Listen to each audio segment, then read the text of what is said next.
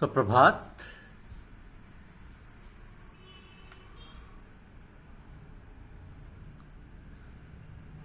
अब घट प्रगट भये समराई,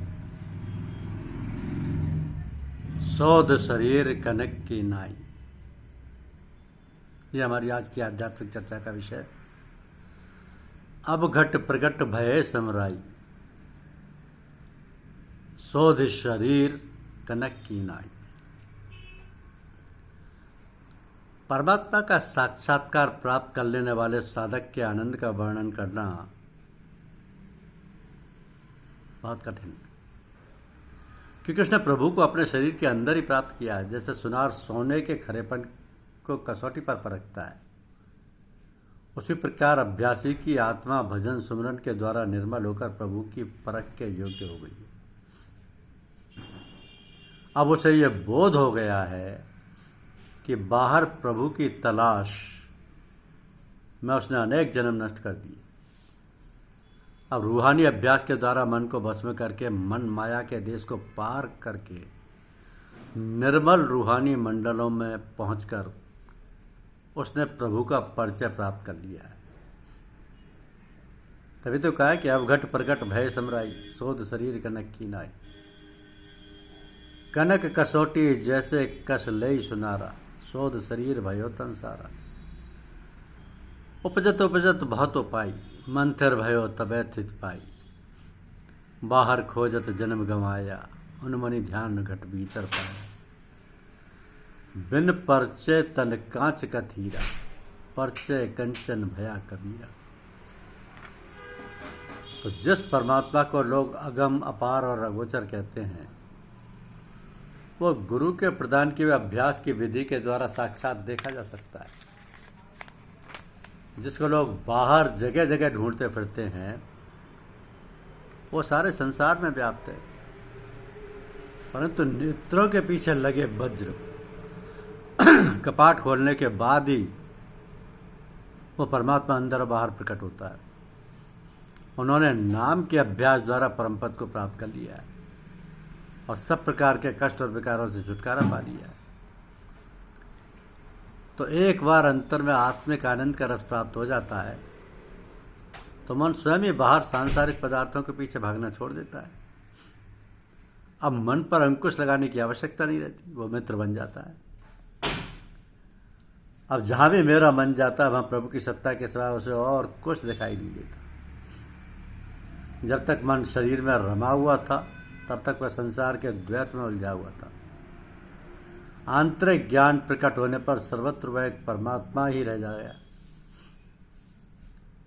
तो बाहरमुखी पूजा पाठ और भेष धारण करने का क्या लाभ है, यदि मनुष्य प्रभु से मिलाप के मार्ग का भेद नहीं जानता।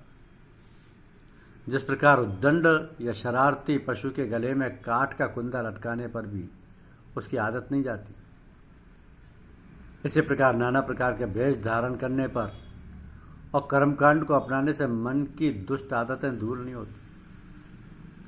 यदि हृदय में सच्ची भक्ति और प्रीति ना हो तो बाहर आंसू बहाने का दिखावा व्यर्थ है, और यदि भीतर मैल भरा हुआ है तो बाहर के स्नान आदि से क्या लाभ। कहा भयो तिलक गरे जपमाला, मरम न जाने मिलन गोपाला।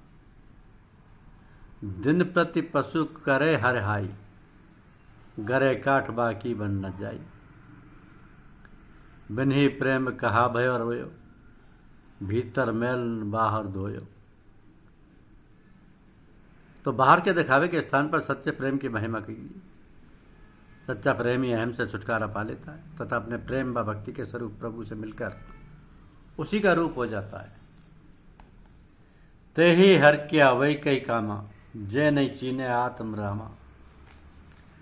थोड़ी भगत बहुत अहंकारा, ऐसे भक्ता मिले अपारा। केवल पुस्तकों के ज्ञान से मनुष्य सच्चा आंतरिक अनुभव प्राप्त नहीं कर सकता,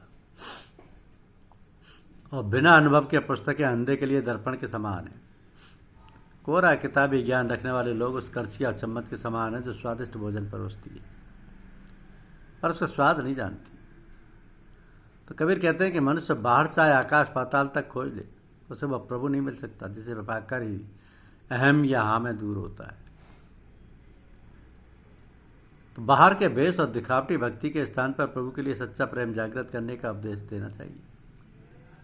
भक्ति का ध्येय प्रभु को रिझाना है, दुनिया की वाही वाही लूटना नहीं। एक पत्नी चाहे कितना ही बना श्रृंगार कर ले तथा अपने पड़ोसियों की प्रशंसा प्राप्त कर ले, परंतु अगर उसके पति को उसका श्रृंगार ना भाए तो वह व्यर्थ है। जो पे पतिव्रता है नारी, कैसे ही रहे सो प्यारी प्यारी। तन मन जीवन सौंप शरीरा, ताई सुहागन कहे कबीरा।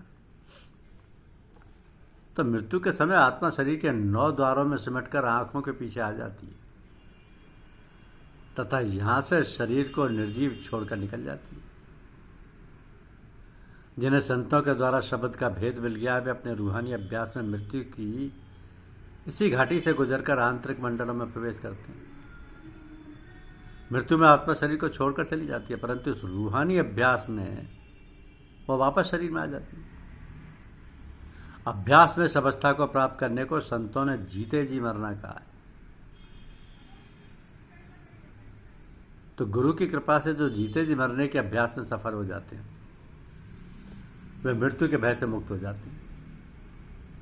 उनके लिए कर्म और कारण, माया, अहंकार, मान, अभिमान तथा सब प्रकार के भ्रम मर जाते हैं। ऐसे व्यक्ति मृत्यु पर विजय प्राप्त करके अविनाशी हो जाते हैं। जे को मरे मरन है मीठा, गुरु प्रसाद नहीं मर जीता।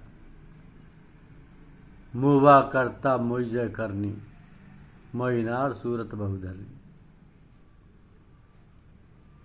जीते जी मरने की अवस्था गुरु द्वारा प्रदान किए हुए शब्द से प्राप्त होती है। जो अभ्यासी सहज में मर जाते हैं, अर्थात सहज अवस्था में समा जाते हैं, वे जन्म मरण के चक्कर से छूट जाते हैं। जन्म मरण के चक्कर से छूट जाते हैं।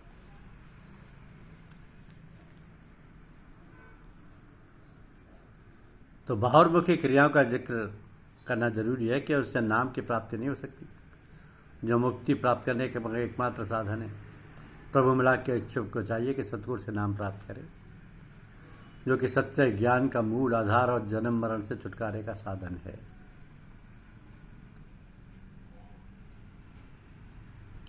ऐसो देख चरित मन मोय मोर, ताते निस्बांसुरी गुण रमे मोर। एक पढ़ई पाठ एक भ्रमे उदास, एक नगन निरंतर रहे निवास। धन्यवाद। यूट्यूब चैनल को लाइक और सब्सक्राइब अवश्य कीजिए। शुक्रिया।